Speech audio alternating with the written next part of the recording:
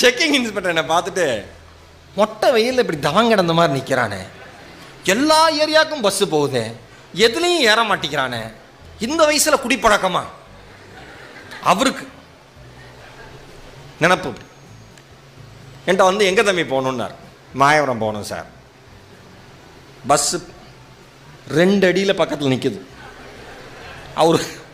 அவர் முடிவு பண்ணிட்டார், நல்லா குடிச்சிருக்கேன் போல இருக்கு, போக வேண்டியதானே. பஸ்ஸு வரலையே சார். இது என்னப்பான்னார். இது மயிலாடுதுறை போகுது சார்.